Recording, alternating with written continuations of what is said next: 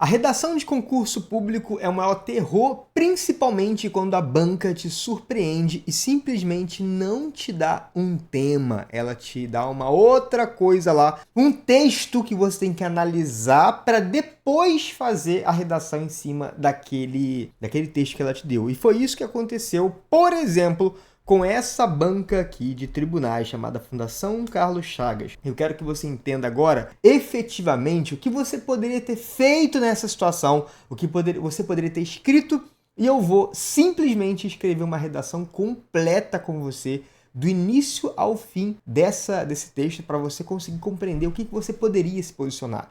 É muito difícil ver professores escrevendo as redações junto com seus alunos, mas você agora está diante de um professor que sim escreve redação junto com você. Então eu aconselho fortemente que você preste atenção em tudo que eu vou explicar para você e principalmente que você não seja passivo, que você seja um aluno ou uma aluna ativo e ativa para você entender o que está acontecendo, beleza? Primeira coisa, aqui a gente tem as informações, você não precisava ter lido todo esse tópico aqui. Ele fala basicamente dos critérios de avaliação, que são conteúdo, expressão e obediência à dissertação argumentativa. Perfeito. Na sequência, você tem um texto que você sim precisa ler, porque é importante você ler a coletânea. Coletânea, galera, nada mais é do que todo esse texto prévio que ele te deu, tá? Dentro da coletânea existe um tema. Só que muita gente afobada acharia que o tema é esse aqui, ó, Tempos Vivos da História. Não é, o tema não é esse aqui. O tema, na verdade, ele vai ser proposto a partir dessa coletânea. Vamos então ver aqui, vamos ler efetivamente tudo, beleza? Então preste atenção comigo. Não é para você ter pressa, não é para você ser afobado, porque isso aqui é importante. Na modernidade, o conceito de progresso atingiu um prestígio absoluto. Muitos acreditam que vivemos apenas em função de um futuro consagrador, numa progressão contínua. Se você não entender a primeira frase do texto, você não entende o texto em nada. Então, tem que entender essa primeira parte. O que ele está falando aqui? Ele está falando sobre a noção de progresso e sobre a noção de como que esse progresso está sendo trabalhado na contemporaneidade. Ele está dizendo que o progresso, ele necessariamente é um futuro consagrador, uma progressão. Então, não há que se falar em progresso sem progressão. Beleza, até agora entendi. Tal concepção de tempo elege esse ansiado futuro como um patamar a ser obsessivamente buscado e pode, muitas vezes, anular o sentido de tudo que já se viveu no passado. Então a segunda frase está dizendo, muitas vezes a gente fica ansioso pelo futuro e a gente anula o que nós vivemos no passado. Beleza? O historiador Eric Hobsbawm afirmou que nunca o conhecimento da história foi tão importante no nosso tempo. Então aqui agora ele traz um argumento de autoridade, cita Eric Hobsbawm e fala da importância da história. Teoricamente, o que ele está tratando no segundo parágrafo vai de encontro, ou seja, vai contra o que foi trabalhado no primeiro. O primeiro parágrafo fala sobre a importância do futuro, o futuro por si mesmo, e o segundo parágrafo fala da questão da importância do passado. Vamos continuar vendo. Justamente porque nos dias que correm no nosso passado histórico foi relegado a um segundo plano, quando não simplesmente cancelado. Ele usou a expressão cancelado entre aspas, para poder fazer uma referência ao nome que se dá quando alguém na internet não tem mais valor. Então, se alguém ou algo na internet não tem mais valor, a gente diz que nós cancelamos esse alguém ou esse algo. Hobsbawm lembra que todas as nossas experiências contemporâneas têm forte vínculo com experiências do passado da humanidade. O que é moderno e aspira ao progresso não se desvincula do que já existiu, mas continua traçando seu caminho. Conhecer a história não é, portanto, passear por meras curiosidades do passado da humanidade. É reconhecer dentro do nosso tempo as fortes raízes que permanecem vivas e iluminadoras do caminho que estamos seguindo. Ótimo, show de bola. Muito bom. Acabei de perceber que desconectou o tablet aqui e você não viu que eu estava iluminando, que eu encostei errado no negócio, mas agora você vai ver que eu reconectei. Ao vivo é assim mesmo, né, galera?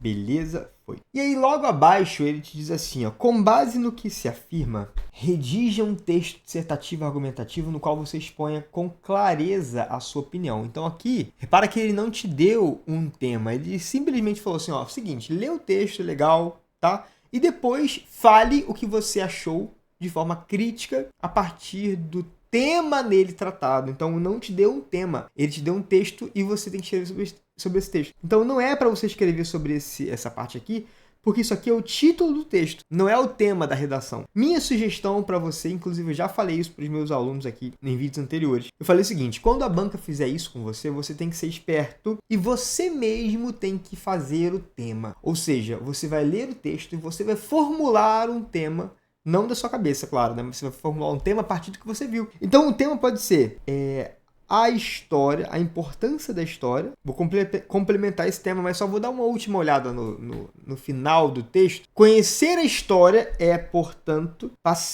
não é, portanto, passear por curiosidade. É reconhecer, aqui ó, então aqui está o cerne, ó. É reconhecer dentro do nosso tempo as fortes raízes que permanecem vivas e iluminadoras do caminho que estamos seguindo. Então, a importância da história para a formação do presente e do futuro. Beleza, então você percebe que no final a gente vai falar sobre esse tema aqui. É claro que se você for formular esse tema, nós podemos ter outros tipos de palavras mobilizadas, mas a ideia central é essa aqui. A importância da história para a formação do presente e do futuro. Todo mundo entendeu? Se entendeu, comenta entendi. Para eu saber que você está aqui comigo há mais de 5 minutos de vídeo. Tem um espaço para você deixar os comentários aqui, então coloque entendi para eu ver. Beleza, profinho? Depois que você faz isso, aí a missão da redação começa a acontecer e você tem que fazer o seu planejamento CDA. Relembrando, o que é o C? Você vai fazer a sua crítica principal, o seu direito relacionado e os seus argumentos. Beleza. Crítica principal, direito relacionado e argumento. A crítica principal, ela pode ser a seguinte, ó. Ela pode ser o seguinte. Lembra que eu falei que geralmente a crítica é quando você diz que algo representa um problema ou é tratado com negligência. Já te falei isso em algum momento. Então aqui você vai dizer que a história representa um problema? Não. A desvalorização da história, ela é um problema que acarreta consequências no presente e no futuro. Você percebeu então o que eu vou fazer? A desvalorização da história representa grave problema. E aí você vai complementar essa crítica usando as palavras formação, presente e futuro, que são as palavras que você escolheu lá no tema. Acarreta consequências, tá? Não é acarreta em consequências, não. Acarreta consequências. O verbo acarretar é um verbo transitivo direto. Inclusive, galera, eu falo disso no meu livro, O Guia da Redação Nota 1000. Então, se você não tem esse livro aí na sua mão para te auxiliar nos seus estudos para concurso, tenha, porque ele vai sim te ajudar muito. Tem uma parte aqui que a gente fala sobre regência. A gente não, né? Eu falo sobre regência. Então, se você não sabe regência, se você não sabe que acarreta em algo tá errado, esse livro está fazendo falta na sua prateleira aí. E nos seus estudos. Não só na prateleira, né? Nos seus estudos também.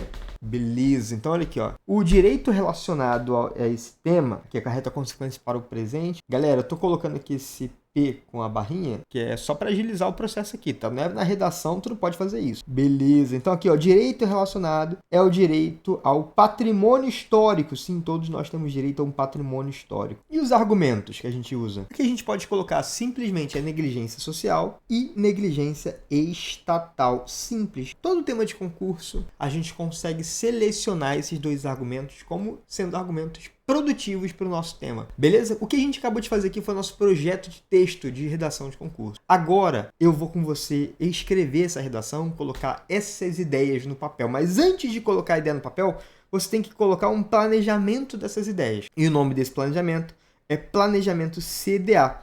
Você já viu o que significa o C e o D e o A, né? C é crítica, D é direito e A argumento. Beleza? Eu vou tomar uma água aqui agora e já volto para a gente começar essa redação.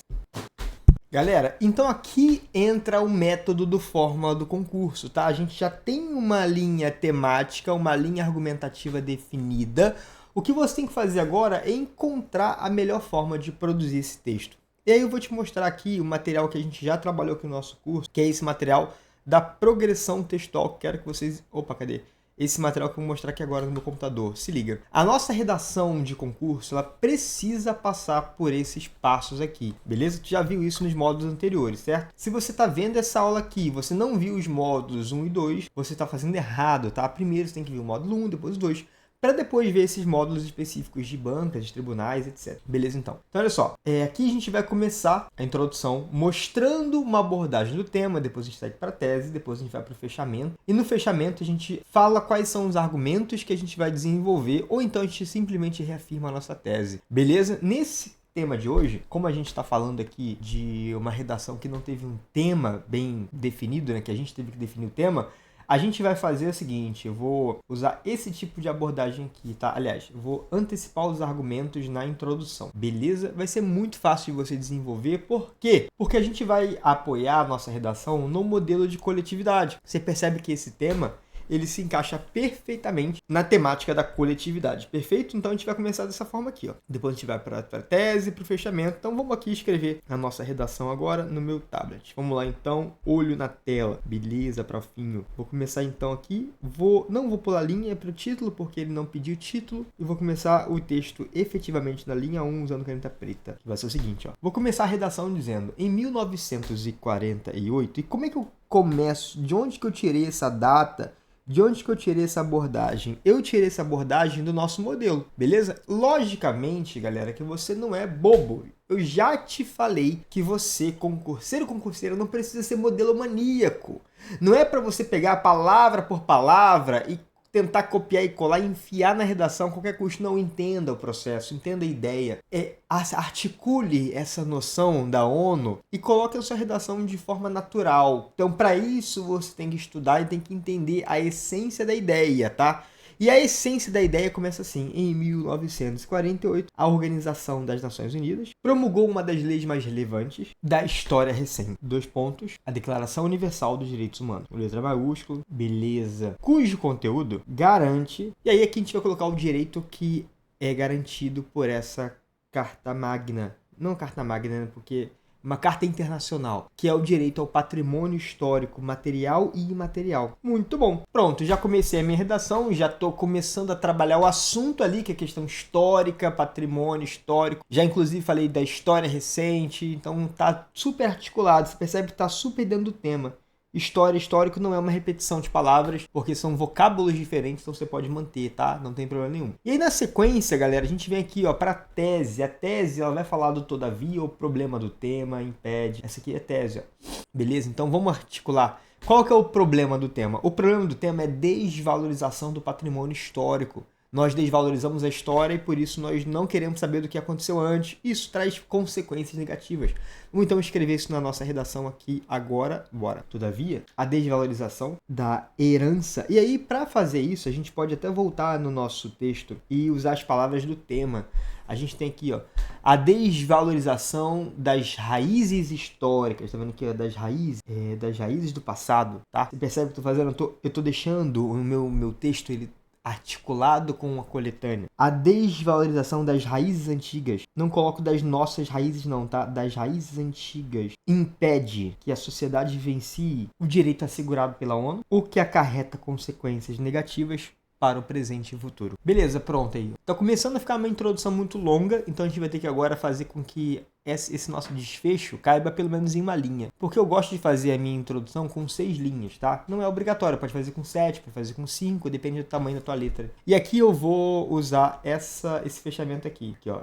O que exige cuidadosa análise acerca do silenciamento social e da omissão estatal. Eu não vou usar silenciamento social. Eu posso até usar silenciamento social. Vou usar negligência social. Tá? Então, negligência social estatal. Você percebe que eu fiz o meu planejamento e eu estou adaptando a minha ideia à estrutura. E não estou adaptando a estrutura para a minha ideia, entendeu? Eu não estou fazendo a estrutura caber na minha ideia. Estou fazendo a minha ideia caber na estrutura, que é diferente, beleza? Como é que vai ficar então? Assim, tal impasse exige análise da negligência social e estatal. Beleza, pronto. Fechei o meu parágrafo, mostrando ali que eu vou trabalhar essas duas partes, tá? A negligência social e a negligência estatal. E agora eu te pergunto, o que eu faço? Vou para o desenvolvimento. E o desenvolvimento ele vai começar desse jeitinho aqui, ó. Eu não farei tópico frasal para economizar um pouco do espaço. E vou para o aprofundamento parte 1. Sobre essa ótica, Jean-Paul Sartre. Então aqui eu vou falar do Sartre.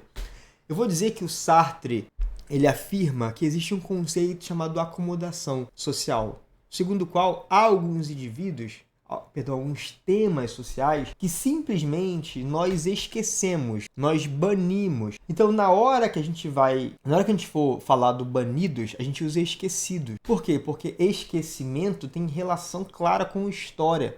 Nossa história está sendo esquecida, beleza? Vai ser muito bom, vai se encaixar lindamente aqui agora. Vamos lá. Sob essa ótica, Jean-Paul Sartre afirma em sua obra O Ser e o Nada que existe o conceito conhecido como acomodação social, segundo o qual há alguns temas históricos esquecidos. Olha só o que eu fiz, hein? Preste atenção para tu entender. Eu troquei a palavra sociais por históricos e troquei a palavra banidos por esquecidos. Para quê? Para fazer uma relação clara com o texto da coletânea que a gente recebeu. Então tá lindo, ó, tá bem articulado, tá bem escrito, tá totalmente alinhado com a proposta. Na sequência, a gente entra na segunda parte do aprofundamento, dizendo que, a partir da ideologia de Sartre, a discussão acerca do problema do tema, que é a questão do esquecimento das raízes históricas, não recebe a devida importância. Vamos lá, então, fazer, tá ótimo isso aqui. A partir da ideologia de Sartre, Sartre com S maiúsculo, vírgula, a discussão acerca do apagamento da história, do apagamento da memória histórica. Ah, mas eu não tenho esse vocabulário. Cara, é só você ler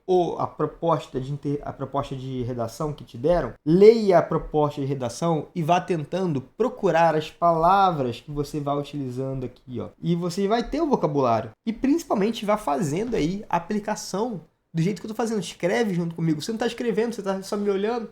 Então escreve junto comigo, ó. Vírgula, embora seja relevante. E olha o que eu vou fazer aqui. Eu vou fazer mais uma alteração, tá? Eu vou tirar embora seja relevante para a sociedade brasileira, eu vou colocar embora seja relevante para o futuro do brasileiro. Não recebe a devida importância. Perfeito, profinho, pronto. Na sequência, a gente vem para o fechamento do parágrafo, tá? O fechamento do parágrafo, ele vai ser dessa forma aqui, ó. Isso se simplifica por, aí dá um exemplo concreto.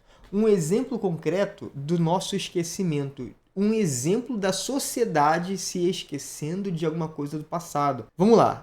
Talvez tu tenha um pouco de dificuldade na hora de dar esse exemplo, então vou ilustrar para você aqui agora. Vamos lá. Isso se exemplifica pelo esquecimento da população de eventos trágicos, como o rompimento da barragem de Mariana, Minas Gerais, que inclusive se adicionou, né, porque o que atrás ser, é o rompimento em Brumadinho. Essa é a prova de que ignorar o passado pode fazer com que ele se repita, com que se reproduza. Vou deixar melhor. Ignorar os erros do passado